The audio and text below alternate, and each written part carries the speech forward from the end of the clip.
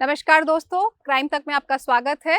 कानूनी कहानी में मैं पूनम शर्मा फिर आपके साथ हाजिर हूँ। कैमरे के पीछे मेरे साथ हैं आलोक दास।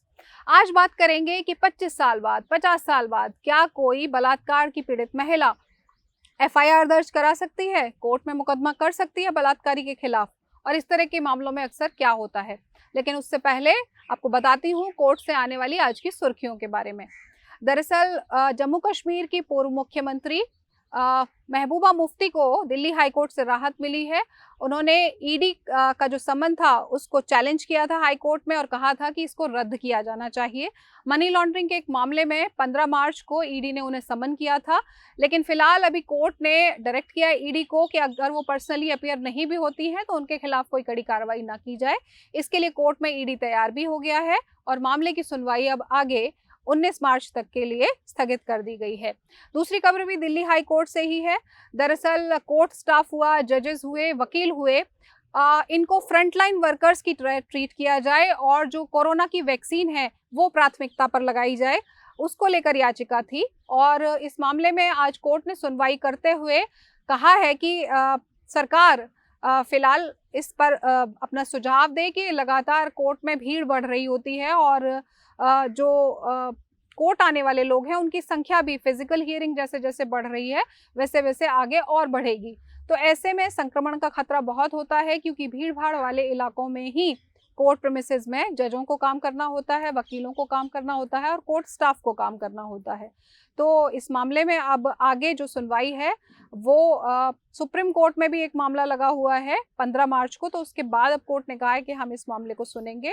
और साथ ही याचिकाकर्ता की तरफ से ये भी कहा गया था कि जो बाहर भेजी जा रही है इंडिया से वैक्सीन, उस पर अभी फिलहाल रोक लगाई जाए अगली सुनवाई तक के लिए। लेकिन कोर्ट ने साफ कर दिया कि केंद्र सरकार अपना फैसला लेने के लिए सक्षम है, लिहाजा इस पर कोर्ट कोई अभी आदेश नहीं करेगा। तीसरी खबर है बॉलीवुड अभिनेत्री कंगना रनौत से जुड़ी हुई। दरअसल कंगना रनौत पर किसानों के खिलाफ जो बयानबाजी उन्होंने की थी उसमें मुकदमा दर्ज कराने के लिए एक याचिका लगाई गई है। पटियाला हाउस कोर्ट ने इस मामले में एक्शन टेकन रिपोर्ट जो है वो पुलिस से मांगी है और 24 अप्रैल को अब अगली इस मामले में सुनवाई होगी। दरअसल मनजिंदर सिंह सिरसा जो गुरुद्वारा प्रबंधक कमेटी जो दिल्ली की है उसके अध्यक्ष हैं, उनकी तरफ से ये याचिका लगाई गई थी, ये कहते हुए कि कई ट्वीट्स 3-4 महीने के दौरान जो कंगना ने किए हैं उसमें कभी किसानों को खालिस्तानी बताया है, कभी पाकिस्तानी बताया है और कभी आतंकवादी बताया है। तो इस तरह की जो चीज़ें उन्होंने अपने ट्विटर पे लिखी हैं, सोशल मीडिया पे लिखी हैं, उससे जो सांप्रदायिक तनाव है वो बढ़ता है, हेट स्पीच का मामला बनता है। तो इस पर मुकदमा उन पर किया जाना चाहिए। बहरहाल अब देखना होगा कि दिल्ली पुलिस इस मामले में अपनी एक्शन टेकन रिपोर्ट में क्या बताती है, क्योंकि उसके बाद ही ये साफ हो पाएगा कि ये मामला उन पर बनेगा या नहीं बनेगा। तो ये तो आज की कोर्ट की खबरें थी। अब आपको बताते हैं आज की कानूनी कहानी में कि क्या दशक कई गुजर जाने के बाद भी कोई बलात्कार की पीड़ित महिला एफआईआर दर्ज कराना चाहे और कोर्ट में मुकदमा लड़ना चाहे तो क्या ये संभव होता है। हाल ही में आपने एक खबर देखी होगी यूपी के शाहजहांपुर की, जिसमें एक महिला जो है उसने 26 साल के बाद कहा कि उसका बलात्कार किया गया था 2 भाइयों के द्वारा और उसकी 12 साल उस वक्त उम्र थी। 13 साल की उम्र में उसको एक बेटा हुआ और अब उसका वही बेटा उससे जानना चाहता है कि उसका पिता कौन है।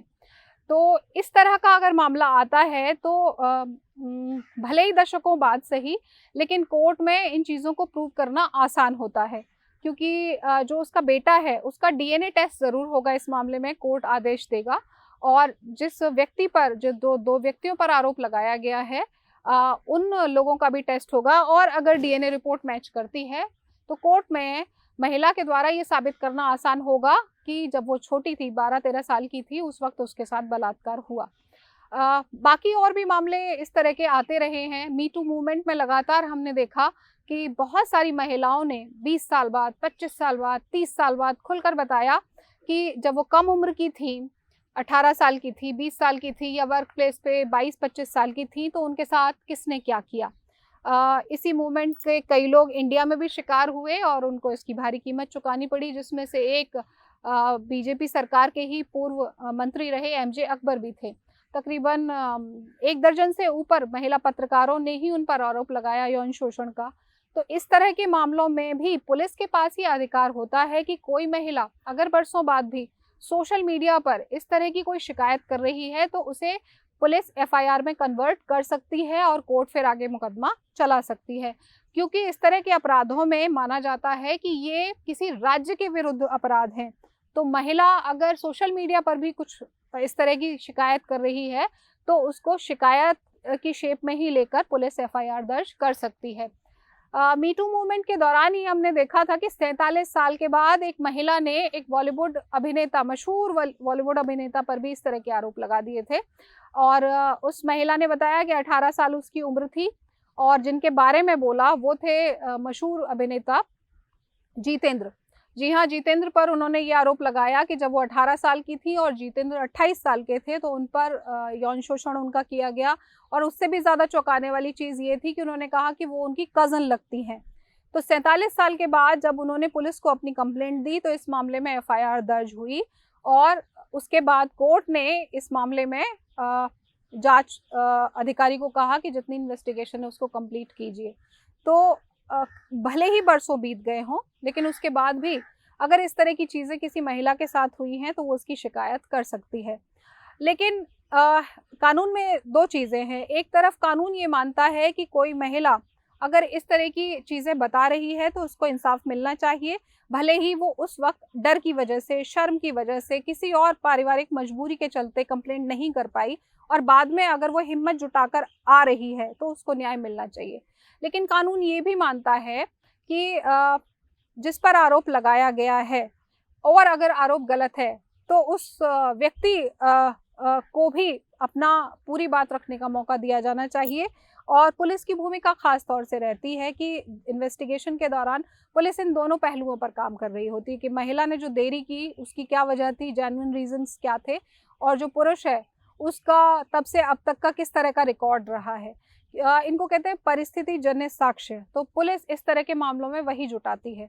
लेकिन अक्सर देखा गया है कि जब इतनी देरी से इस तरह के मामले हो रहे होते हैं और चूंकि मेडिकल प्रूफ कुछ नहीं होता है तो ज़्यादातर मामलों में अपराधी छूट भी जाते हैं और इसीलिए बहुत सारी महिलाएं हिम्मत नहीं जुटा पाती हैं बरसों बाद भी इस तरह के केस करने की।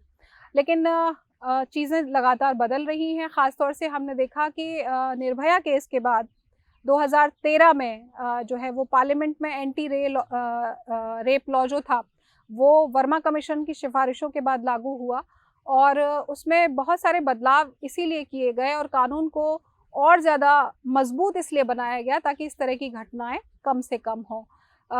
अब इस नए कानून के बाद ये हो गया है कि अगर कोई पुरुष या कोई व्यक्ति एक बार बलात्कार का दोषी पाया गया है कोर्ट के द्वारा और दोबारा भी वो बलात्कार करता है और दोबारा भी उस पर यह आरोप साबित हो जाता है तो फिर उसको फांसी की सज़ा हो सकती है।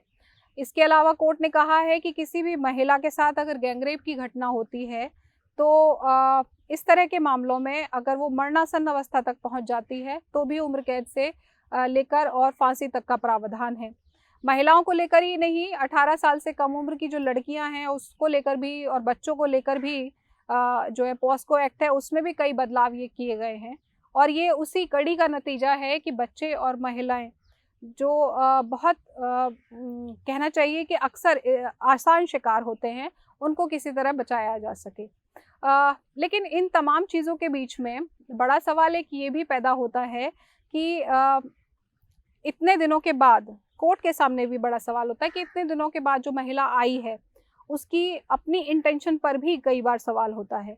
तो पुलिस की जो जांच होती है वो इस दिशा में भी होती है कि कहीं कोई दोनों परिवारों के बीच में दुश्मनी तो नहीं चल रही है, कहीं कुछ इस तरह की घटना तो नहीं है जिसमें प्रॉपर्टी का कोई विवाद है, पड़ोसी तो नहीं रहे हैं ये लोग या आपसी वैमनस्य के चलते इस तरह का कोई जो मामला है वो गलत तरीके से तो दर्ज नहीं करवाया गया है।